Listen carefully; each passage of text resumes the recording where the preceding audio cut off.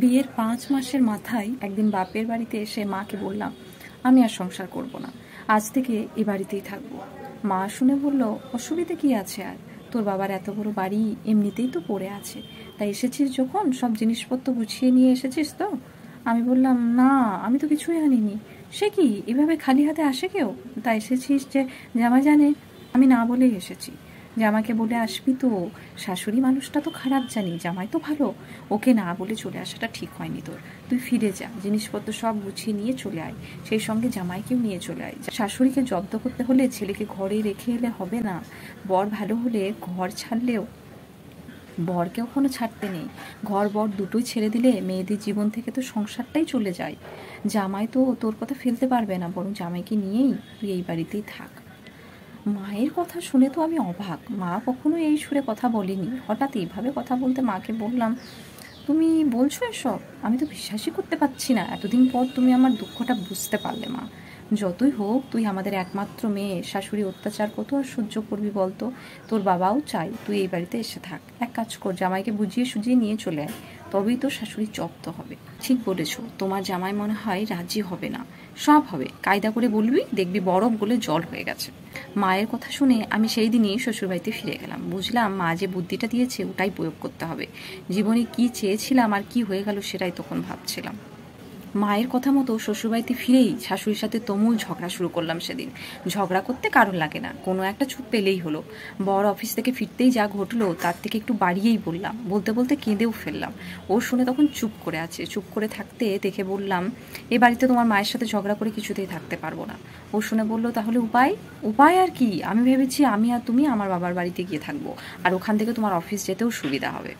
আমার কথা শুনে আমার বর বলল, ঠিকই বলেছো, এত অশান্তির মধ্যে থাকা যায় নাকি? অফিস থেকে ফিরে এই রোজ রোজ অশান্তি, এ বাড়িতে থাকলে অশান্তি আরও বাড়বে। তুমি ঠিক ডিসিশন নিয়েছো, আমি তোমার সাথে ওখানে গিয়েই থাকবো, অশান্তির থেকে শান্তি ভালো। বুঝলাম ছেলেও মাকে চিনে নিয়েছে। শাশুড়ির সাথে ঝগড়াঝাটি করে পরের দিন বেরিয়ে গেলাম। দেখলাম শাশুড়িও বেশ খুশিতেই আছে, নিজের ছেলেও যে বাড়ি থেকে বেরিয়ে যাচ্ছে কোনো আক্ষেপ নেই। মনে মনে ভাবলাম, মা তো নাকি পাশানি। পরে ভাবলাম হাতে টাকা আছে তো, টাকাই ভুলিয়ে রাখবে। শ্বশুরমশাই ভালো চাকরি করতেন, পেনশনের মোটা টাকা হাতে পাচ্ছেন, তার আবার মায়া মমতা। ছেলেরও দেখছি মায়ের প্রতি কোনো ভালোবাসা নেই, নিজের বাড়ি ছেড়ে বেরোচ্ছে মানে হাড়ে হাড়ে বুঝতে পেরেছে। এতদিন মায়ের মুখের ওপর কোনো কথা বলেনি, কিন্তু সেটা কাজে করে দেখিয়ে দিল। কিছু জিনিসপত্র গুছিয়ে নিয়ে চলে এলাম বাপের বাড়িতে। মনে মনে ভাবলাম, আর তো অশান্তি নেই, এবার থেকে জীবনে শান্তি আর শান্তি। 1 সপ্তাহ ভালোই কাটলো। বাবা বাজার থেকে মাংস মাছ থেকে শুরু করে নানান জিনিসপত্র নিয়ে আসছে প্রতিদিন। মা জামাইয়ের জন্য ভোরবেলা উঠে রান্না করছে, টিফিন বানাচ্ছে। রাতের খাবার যেগুলো খেতে ভালোবাসে সেগুলোই মা নিজে হাতে করছে। আমিও সকালবেলা কোনোদিন 9টায় কোনোদিন 10টায় উঠছি। একেবারে আরামের জীবন। এরকম সুখের জীবনই তো চেয়েছিলাম। এই করে আরও 15 দিন কেটে গেল। এদিকে আমার বড় দিব্যি বেশ আছে, না বাজার দোকান করতে হচ্ছে, না অন্য কোনো কাজ করতে হচ্ছে, কিছুই না। এদিকে মায়ের যেমন কাজ বেড়েছে তেমনই বাবার খাটুনিও বেড়েছে। ছুটির দিনগুলোতে আমার বর আর আমার থেকেও দেখছি বেশি দেরি করে ঘুম থেকে উঠছে, অথচ নিজের বাড়িতে দেখতাম 7 সকালে উঠে সব কাজ করতো। ছুটির দিন মানেই কত কাজ ছিল, অথচ এই বাড়িতে এসে এই আয়েসে হয়ে ওঠাটা আমার ঠিক ভালো লাগছিল না। অথচ আমার বাবা মায়ের খাটুনি দেখে খারাপ লাগতো। রবিবারের একদিন সকালে প্রচণ্ড চিৎকার আমার ঘুম ভাঙলো। নিচে নেমে গিয়ে দেখি আমার বাবার সাথে বরের কথা কাটাকাটি চলছে। আমার বর দেখি বাবাকে ভীষণ উল্টোপাল্টা কথা বলে অপমান করছে। দেখি তো ভীষণ খারাপ লাগলো। বরকে বললাম, তুমি মানুষ না অমানুষ? দেখতে পাচ্ছ একজন বয়স্ক মানুষ, তুমি এভাবে বলছো, তোমার লজ্জা করে না? আমার বর বলল, তোমার তো বলার কোনো অধিকারই নেই এখানে। তুমি যখন আমার মায়ের সাথে এরকম খারাপ কথা বলতে, আমি তো তোমাকে কখনো কিছুই বলিনি, পরে তোমাকে শান্ত মেজাজে বুঝিয়েছি, কিন্তু তুমি আমার কথা বোঝোনি। তাহলে এখানে তুমি কেন বোঝাচ্ছ? আর যদি এইটুকুতে তোমার খারাপ লাগে, তাহলে এই 4-5 মাস ধরে তুমি আমার মাকে কত খারাপ কথা বলেছো, ভাবো তাহলে তার কতটা খারাপ লেগেছে বা আমার কতটা খারাপ লেগেছে। আমি তো তোমার সাথে খারাপ ব্যবহার করিনি, তাই তুমিও আজ আমাকে এভাবে বলতে পারো না। এই ব্যাপারটার পর থেকেই দেখলাম বাবা মায়ের মধ্যে প্রায়ই ঝামেলা হয়ে যাচ্ছে। মায়ের বয়স বাড়ছে, সকাল সকাল উঠে রান্না করাটাও মায়ের কষ্ট হচ্ছে, নিজেরই খারাপ লাগছিল বেশি। ভাবলাম আমিও সকাল সকাল উঠে মায়ের হাতে হাতে আমিও কাজটা করে নেব। কদিন করার চেষ্টা করলাম, দেখলাম আমার কাজ ঠিক মায়ের পছন্দ হচ্ছে না।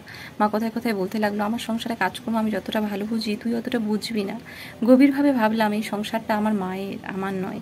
মাকে কিছু বললাম না, আর ভুল বুঝতে পারলাম। নিজের মা যদি আমার তার সংসারটা ছেড়ে না দেয়, শাশুড়ি বা সহজে ছেড়ে দেবে কেন? সংসারের দায়িত্ব পেতে গেলে শাশুড়ির কাছ থেকে পাওয়াটাই পরম্পরা। উপলব্ধি করলাম মায়ের কষ্টটা যতটা সহজে বুঝতে পেরেছিলাম, শাশুড়িকে সেভাবে বুঝতে পারিনি। হয়তো আমাকে অনেক কথা বলেছে, কিন্তু তার থেকেও তো বেশি বলেছি আমি। খারাপ লাগছিল নিজের ভুলের জন্য। কয়েকদিন পর বরকে বললাম, এখানে থাকবো না, ও বাড়িতেই ফিরে যাব। বর বলল, কেন? এখানেই তো ভালোই আছি। আমি ভালো নেই তাতে কি, আমি তো আছি। বরকে বুঝিয়ে সুঝিয়ে একদিন সকালে ব্যাগ গুছিয়ে নিয়ে বেরোবো বলে রেডি হয়েছি। দেখলাম আমার মায়ের মুখটা বেশ হাসি হাসি। আমি যে চলে যাচ্ছি তাতে মায়ের কোনো আক্ষেপ নেই। মা শুধু বলল, আবার আসিস, একটি বাড়ির জন্য আটকালো না। আমি ফিরলাম শ্বশুর বাড়িতে। আমি ফিরে যাওয়াতে শাশুড়ি দেখলাম দারুণ খুশি। দুপুরে আমার পছন্দ মতো রান্না করেছে। আমি যেটা ভালোবাসি সেটাই রেঁধেছেন, আলু পোস্ত, মসুর ডাল, বেগুন ভাজা আর আমের চাটনি। কি তৃপ্তি করে খেলাম। খাওয়ার পর শাশুড়ি আমার পাশে এসে বসলেন। বললেন, এটা সংসার, এখানে এভাবেই যুদ্ধ করে থাকতে হয়। তরকারির কোনোটাতেই ঝাল বেশি হবে, কোনোটাতে কম ঝালেও ভালো লাগে। তাই বলে খাওয়া দাওয়া ছেড়ে দিলে হবে? ঝগড়া তো হবেই। ঝগড়া করো সংসার থেকে বেরিয়ে গেলে যেখানেই যাও দুদিনের জন্য সেখানে ভালো লাগবে, কিন্তু তোমাকে কেউ সংসার দেবে না। মেয়েদের নিজের একটা সংসার লাগে, সেই সংসারটা তুমি এখানেই পাবে। আমি যেমনটা পেয়েছি আমার শাশুড়ির থেকে। বৌমাদের পছন্দের মানুষ শাশুড়ি কখনো হয় না, শাশুড়ির পছন্দের মানুষও কখনো বৌমা হয় না। খুব কম মানুষই আছে যারা দুজনের পছন্দ। এই লড়াই চলে আসছে সেই কোন কাল থেকে, কোথাও কম কোথাও বেশি। তারপরেও থাকতে হবে, সংসার করতে হবে। ঘটিবাটি পাশাপাশি থাকলে ঠোকাঠুকি তো হবেই, তাই বলে বেরিয়ে যেও না। এটাই জীবন। টোনাটুনির সংসারে শাশুড়ির মতো চড়ুই পাখি একটা লাগে, তবেই না সংসার। ভালো আর মন্দ মিশেই জীবন। তারপর থেকে 30 বছর কাটিয়ে ফেলেছি, নিজের একটা সংসার হয়েছে। শাশুড়ির সাথে ঝগড়া করেছি, হয়তো দুদিন কথাও বলিনি, তবে সংসার থেকে বেরিয়ে যায়নি। আজ 5 বছর হলো শাশুড়ি নেই। ভীষণ মিস করি শাশুড়ি নামক প্রতিদ্বন্দ্বীকে। আজ খেলার মাঠ পুরো ফাঁকা। ভালো লাগে না সেই ফাঁকা মাঠে গোল দিতে। জীবনটা ফুটবল খেলার মতো। সংসার হলো বড় মাঠ, প্রতিদ্বন্দ্বী না থাকলে গোল দিয়ে কি মজা। অত বড় বাড়িটায় আমি একাই খেলছি। এই খেলাটা ঠিক জমছে না আর, কারণ জমানোর মানুষটাই তো নেই। মানুষটা ঝগড়া করতো, শাসন করতো, মাঝে মধ্যে রণচণ্ডীর মূর্তি ধরে বাড়ি মাথায় করতো। কিন্তু আমার অসুখ বিসুখ করুক, জ্বর সর্দি হোক, তুলসী পাতার রস, বাসক পাতার পাচক, জ্বরে মুখ খারাপ হয়ে গেলেও পলতা পাতার বড়া এগুলো মুখের কাছে ধরতো ওই মানুষটাই। শাশুড়ি মারা যাওয়ার আগে আমার মা চলে গেল পরপারে। তারপর একদিন শাশুড়িও মায়া কাটিয়ে চলে গেল। শাশুড়ি বেশ কিছু গয়না মারা যাওয়ার পর বছর 3 আগে আমাকে দিয়ে গেল। বলল, এগুলো সব তোমার। এই সীতাহারটা শুধু দুলকিকে দিয়ে দিও। দুলকি মানে আমার একমাত্র মেয়ে। আমার মেয়েরও বিয়ে ঠিক হয়েছে, সামনের ফাল্গুনে ওর বিয়ে। সেদিন সীতাহারটা বের করতে গিয়ে শাশুড়ির কাপড় জামা রাখার যে বাক্সটা ছিল ওটা খুলছিলাম। আমাকে দেওয়া গয়নাগুলো ওতেই ছিল। গয়নার বাক্স বের করতে গিয়ে দেখলাম বাক্সের এক কোণে সযত্নে রাখা রয়েছে একটি চিঠি। চিঠিটা লিখেছে আমার মা আমার শাশুড়িকে।